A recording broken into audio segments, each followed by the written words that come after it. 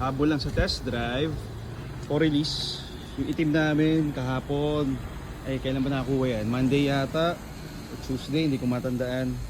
So test drive na, fully paid na, test drive na lang. Antayin natin mamaya. Naabol yun ah. Ayun! So, ginagawang sariwa na. Ito yung ano no, release na rin to, di ba? And then, na-down na to. Iyaano na lang to. Ito yung, i-detail na lang to. 3 days para i-refresh. Then, good for release na to. Antayin natin sila mamaya. Test drive lang.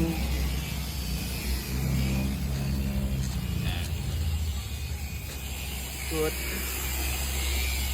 Hi. Test drive done. So, ito yung sinasabi namin na all goods lahat nung nakuha namin. Pina-refresh lang namin. Actually, ang pinaka-ginawa dyan is yung sa suspension. Sa scan lahat malinis siya. Pinuntahan lang to agad eh. So, hindi pa nga namin na ipopost. Dapat ipopost pa lang to siguro by today. Problema, pinuntahan na nila. Ginaw na agad. Gusto na agad, pina-reserve na agad nang hindi sorry magulo pero yun nga, gusto nilang downan. Pinuntahan na agad kahapon. Actually, di nga nag-down, nag-full payment na sila sir agad. Ngayon lang pinick up. So, mostly ang ginawa lang dito is suspension. That's it. Pero yung sa makina lahat, pristine condition, yung paint lahat, all good. So, scan natin para last checking bago malis sila ma'am, sila sir. So, i-check natin. Fresh yung unit oh. Tapos yung bukasan niya, sir, lang po nandito. Hi sir. Hi ma'am, yan na lang namin Okay yung test drive sir. Okay naman, kumusta sir yung test drive? Goods naman, goods. Okay. Aircon sir, okay lahat. Okay, malakas Suspension, goods. Radyo. Yan, testing na lang sila sir. Then yung OBD, wait natin. Yung scanning.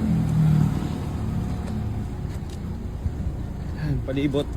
Sobrang init. Yan.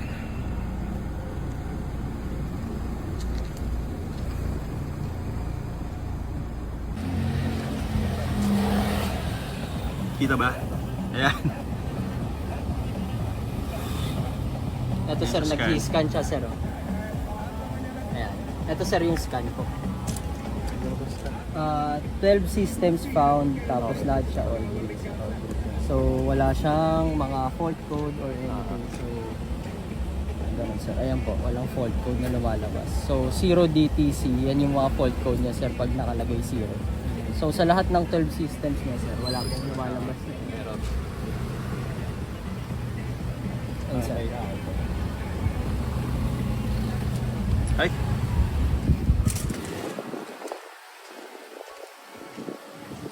Also, dun sa mga nagme-message sa amin, pasensya na kayo. Sobrang dami nagme-message. Ang problem, hindi pa man din namin na-post, nakukuha na agad kasi pinupuntahan talaga nila agad to view the unit. So, mas maganda talaga is walk-in. Pero abang-abang lang kayo sa page namin. Lahat naman ng kinukuha naming units is pinapakita naman namin kung saan namin nakukuha and ano yung nagiging problem. So, we'll keep you posted doon sa page namin. So, if ever interested talaga kayo, the best is walk in para mag-view nyo agad yung unit. So, sa dami ng nagme-message doon sa page namin, hindi namin lahat ma-entertain. Lahat ng calls, lahat ng text, hindi talaga, mahirap.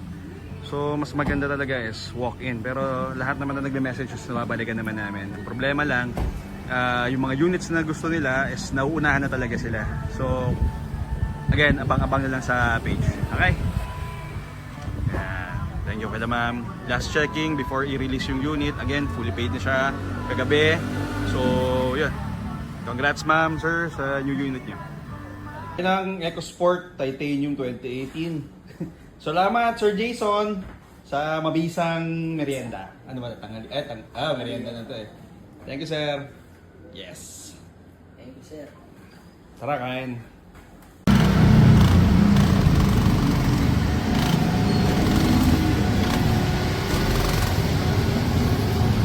Thank you sir.